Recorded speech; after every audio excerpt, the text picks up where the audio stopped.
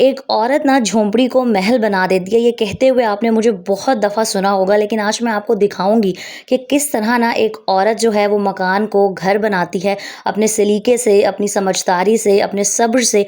और मेरी बहनें जो जॉइंट फैमिली में रह रही हैं, बहुत सारे मसले मसाइल का शिकार हैं, जिन्हें उम्मीद की कोई किरण नज़र नहीं आती ना, तो आज की वीडियो उनके लिए भी बहुत ख़ास होने वाली है। और आप लोग बहुत दफ़ा मुझसे कह रहे थे, आप भी अपना होम टूर शेयर करें, तो होम टूर तो आपने बहुत सारे देखे होंगे, लेकिन उस घर को घर बनाने के पीछे जितनी मेहनत की जाती है ना, वो आज मैं आपको दिखाऊँगी। अस्सलामुअलैकुम एवरीवन, उम्मीद है जी आप सब ठीक-ठाक होंगे और कोई ये परफेक्ट होम टूर नहीं होने वाला। सिंपल सा, छोटा-सा 1.5 से 2 मरले का मेरा जॉइंट फैमिली में अलग पोर्शन है और मैं कोई आपको लग्ज़रियस लाइफ़ नहीं दिखाने वाली, बिल्कुल सिंपल सी मिडल क्लास लाइफ़। और मेरी कोशिश होती है कि मेरी वीडियोज़ देखकर ना किसी को थोड़ा-सा भी एहसास कमतरी ना हो। ख़ैर ये थे जी कुछ सुबह-सुबह के मंज़र। और हम सब के घर ना सुबह-सुबह ऐसे ही हुए हुए होते हैं, चाहे आप जितने मर्ज़ी काम-काज कर लें, किचन फैला हुआ होता है। घर छोटा हो, कमरा एक ही हो, तो वहाँ पर नाश्ते के बर्तन, बच्चों के कपड़े, बच्चों के टॉयज़, रात के बिस्तर, मतलब हर किसी का घर ना सुबह एक ऐसा ही मंज़र पेश कर रहा होता है। लेकिन मसला ये है कि सोशल मीडिया पर परफ़ेक्ट घरों को, परफ़ेक्ट चीज़ों को, महँगी-महँगी चीज़ों को, महँगा-महँगा सामान देख-देख कर हम इतने ज़्यादा परफ़ेक्शन के आदी हो गए हैं कि जब कोई अपनी असलियत दिखाता है ना, तो हमें लग रहा होता है कि यार ये क्या ही शेयर कर रही है। लेकिन भाई मैं हमेशा से ऐसी हूँ, जब से मैं व्लॉग्स बना रही हूँ, मेरी कोशिश होती है जो जैसा है वो वैसा ही आपको दिखाया जाए। और दूसरी सबसे इम्पॉर्टेंट चीज़, जॉइंट फैमिली सिस्टम हरगिज़ बुरा नहीं है, शायद सिर्फ़ कुछ बातें हैं, कुछ तल्ख़ हकीकतें हैं जो हमें एक्सेप्ट करनी नहीं आती हैं। हमारे माशरे ने इसको इतना नेगेटिव बना दिया कि अब हर लड़की ना बस शादी से पहले ये कह रही होती है कि भाई उसको अलग घर में शादी करके जाना है।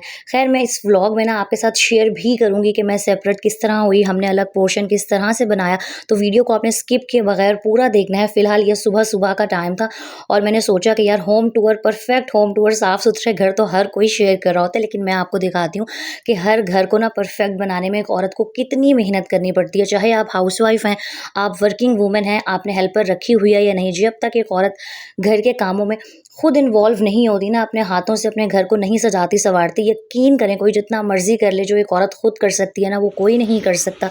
तो बस यहाँ सबसे पहले मैंने जो भी बिस्तर वगैरह थे उनको समेटा, रूम को क्लीन किया, अच्छे तरीके से प्रॉपर डस्टिंग की और मैंने एक ये डीआईवाई क्लीनर बनाया हुआ है। ये गर्मियों में तो मैं लाज़मी इस्तेमाल करती हूँ।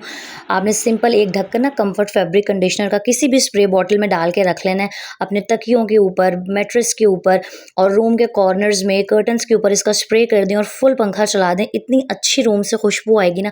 और भाई मुझे ऐसे लगता है कि अगर आपके घर से एक अच्छी महकती हुई खुशबू आ रही हो ना, कोई बाहर से आता है उसका भी दिल खुश हो जाता है और जो घर में रहने वाले होते हैं ना, उनके मूड पर भी बहुत असर पड़ रहा होता है।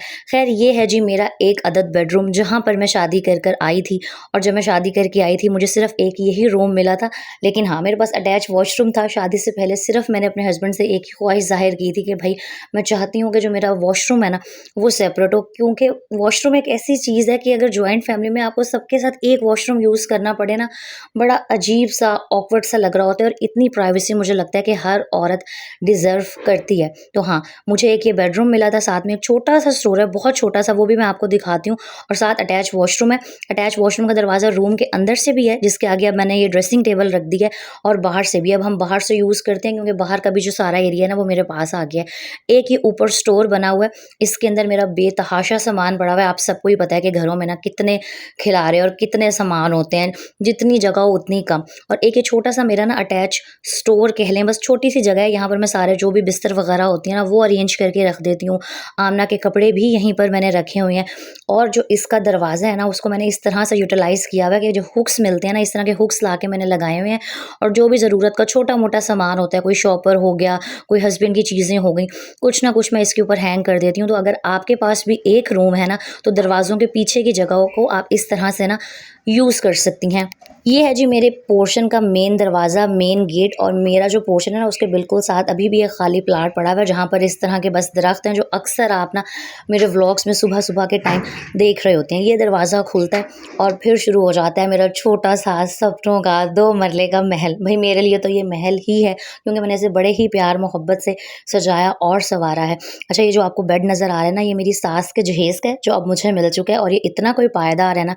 अच्छा, जैसे ही आप दरवाजे से एंटर होना, सामने आपका जो इस्तकबाल है ये मेरा कूलर करता है। आजकल गर्मी बहुत है, तो जब भी मैं यहाँ सिटिंग एरिया में आके बैठती हूँ, कोई मैंने काम करना होता है या हम वैसे ही बैठे होते हैं, तो मैं ये कूलर चला लेती हूँ, क्योंकि जितनी गर्मी है ना, पंखे की हवा लग ही नहीं रही होती। अभी रिसेंटली ही मैंने ये कुर्सियाँ मेज़ का सेट खरीदा था, तो इसकी जो टेबल है इसको मैंने यहाँ रख दिया। कुर्सियाँ अभी कहीं मुझे समझ नहीं आता कि कहाँ रखूँ, वो मैं दिखाऊँगी कहाँ मैंने अरेंज की हुई हैं। अच्छा, ये जो अभी आप सिटिंग एरिया देख रहे हैं ना, ये थे इसके पहले के हालात। मतलब जो मेरे ससुराल का घर है, वो बहुत पुराना बना हुआ है। मेरे ससुर की डेथ को तकरीबन 25-26 या तकरीबन 27 साल हो गए हैं, उससे भी पहले का बना हुआ है। कोई ख़ास इसकी रेनोवेशन वगैरह नहीं हुई। तो पहले भी ये जो बरामदा है ना, जिसको अब मैंने सिटिंग एरिया का नाम दिया हुआ है, ये मेरे पास ही था, लेकिन इसके हालात कुछ ऐसे थे और इसको यहाँ से यहाँ पहुँचाने में मैंने बहुत स्ट्रगल की है, मैंने बहुत मेहनत की है, मैंने बहुत सारी सेविंग्स की हैं, कमेटियाँ डाली हैं, फिर कहीं जाके ना ये यहाँ पर पहुँचा है। मैंने शायद एक दफ़ा पहले भी होम टूर शेयर किया था और आप लोगों को दिखाया था, जब सारे मिस्त्री वगैरह लगे थे, और व्लॉग के स्टार्ट में भी आपने क्लिप्स देखे होंगे। मतलब ये बिल्कुल ही ना, इसकी दीवारें ख़राब थीं, इसका फर्श टूटा हुआ था और अच्छे खासे बुरे हालात थे। और इस बरामदे को ना मैं बस स्टोर के तौर पे यूज़ करती थी। वॉशिंग मशीन यहाँ पर रखी हुई थी मैंने, मेरी पेटी पड़ी हुई थी, और बहुत सारी बहनें पूछ रही होती हैं, "आपी आपने पेटी का क्या किया?" तो पेटी अब मेरी मदर इन लॉ के स्टोर में मैंने रखवा दिया, क्योंकि मेरे पोर्शन में जगह नहीं थी।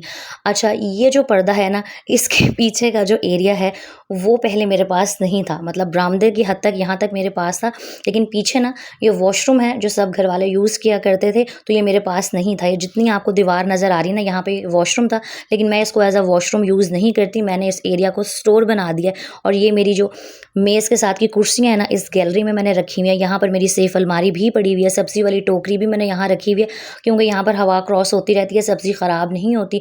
और जो पहले वॉशरूम था ना, उसको बस अब मैं वॉशरूम के तौर पे नहीं, एज़ अ स्टोर इस्तेमाल करती हूँ, क्योंकि घर में बहुत सारा कार्ड कबाड़ टाइप का सामान होता है, जो आपको कहीं न कहीं रखने के लिए स्टोर की ज़रूरत पड़ती है। तो बस स्टोर दिखाया नहीं जा सकता, क्योंकि ज़ाहिर-सी बात है, इंसान जितनी मर्ज़ी साफ़-सफाइयाँ कर ले, स्टोर के अंदर खिलारा होता ही होता है। ख़ैर, ये मेरा जो जैसे ही मेन गेट से आप एंटर होते हो ना, तो मेरे पोर्शन का ये सिटिंग एरिया आ जाता है। और इसके फ़र्श के ऊपर पहले मैंने प्लस्तर करवाया था, और उसके ऊपर कारपेट थोड़ा-सा महँगा पड़ रहा था, तो मैंने बजट का ध्यान रखते हुए ना, ये फर्शी शीट बिछवा ली थी, और ये 3000 या 3500, ये शायद 4000 की थी। उसके बाद ये मेरा किचन है, जो आपको तकरीबन हर व्लॉग में ही नज़र आ रहा होता है, और ये किचन भी मेरी शादी के तकरीबन 1.5 साल बाद बना था, आमना के पैदा होने से पहले। तो एक कमरे से किस तरह मेरे पास ये बाहर वाला सिटिंग एरिया भी आ गया, किचन भी बन गया, सब कुछ हो गया, इसमें तकरीबन 5 से 6 साल लगे हैं। कोई भी चीज़ ना आपको शादी के बाद फ़ौरन से प्लेट में रख के नहीं मिल जाती। और ये मेरे बेचारे कमलाए हुए, गर्मी से कमलाए हुए पौधे हैं। तो बस मैंने सोचा कि आपको अपना छोटा-सा पोर्शन दिखाती हूँ कि किस तरह ना, अगर आपका घर 1.5 या 2 मरले का भी है, तो आप सलीके से हर चीज़ को बहुत अच्छे तरीके से ऑर्गेनाइज़ कर सकती हैं। दरवाज़ों के पीछे का, अलमारी के जो दरवाजे होते हैं, उनका इस्तेमाल करें, वहाँ पर हुक्स लगा दें। और अगर आपके पास स्टोर है ना, तो यकीन करें, फिर आपकी बहुत ज़्यादा जो मुश्किलें हैं ना, हल हो जाती हैं, क्योंकि स्टोर के अंदर अच्छा खासा सामान आ जाता है। बहुत सारी सिस्टर्स जो चैनल न्यू ज्वाइन करती हैं ना, वो कह रही होती हैं, आप पोर्शन दिखाएं। तो बस यहाँ सारी साफ़ सफाई हो गई थी। ये है जो मेरा छोटा सा एरिया, और रहती मैं जॉइंट फैमिली में ही हूँ, पोर्शन मेरा सेपरेट है। और यहाँ एक बात क्लियर कर दूँ, कोई मैं लड़ झगड़ के और फसाद डालकर अलग नहीं हुई। अल्हम्दुलिल्लाह मेरे ससुराल वाले बहुत अच्छे हैं। लेकिन वही बात है कि एक औरत को भी कॉम्प्रोमाइज़ करने पड़ते हैं, बल्कि 90% केसेस में औरत को ही कॉम्प्रोमाइज़ करना पड़ता है। मैं सोच रही हूँ कि मैं एक पूरा व्लॉग बनाऊँ कि आप ना जॉइंट फैमिली में एडजस्ट किस तरह हो सकती हैं। लेकिन जो सबसे मेन चीज़ है ना, वो ये कि इज़्ज़त करें और इज़्ज़त करवाएं। अपनी बाउंड्रीज़ का भी ख्याल रखें, ना दूसरों की लाइफ में बहुत ताक झांक करें, और ना किसी को अपनी जो प्राइवेसी है ना, उसको ख़राब करने दें। जितनी आप बाउंड्रीज़ मेंटेन करके रखेंगी ना शादी के बाद, उतनी ही आपकी लाइफ पुरसुकून रहेगी। और ये है जी मेरा छोटा सा किचन। और इस किचन को भी यहाँ तक पहुँचाने में ना बड़ा टाइम लगा है। मैंने आपको पहले भी शायद बताया था कि मेरे पास कुछ नहीं था जब मेरा किचन बना था। थोड़ा बहुत कोई सामान था, और बस आहिस्ता-आहिस्ता चीज़ें और जो हालात हैं ना, वो बेहतर होते जाते हैं। मेरी वो बहनें जो बहुत परेशान हैं ना, वो यकीन रखें और सब्र करें, और अपने अंदर सब्र, समझदारी और पैसे बचाने की आदत लेकर आएँ। और जिनसे सेविंग्स नहीं होती ना, वो कमेटियाँ डालना स्टार्ट कर दें। ये जो मेरा बाहर का सिटिंग एरिया है ना, ये मैंने कमेटी डाल कर ही पूरा रेनोवेट करवाया था। और किचन तो आप डेली ही देखती हैं, कोई इसमें कैबिनेट्स नहीं बने हुए, लेकिन जो है, जैसा है, मैंने बड़े प्यार, मोहब्बत और सलीके से इस पूरे पोर्शन को ना सजाया और सँवारा है। तो माशाल्लाह ज़रूर कहिएगा।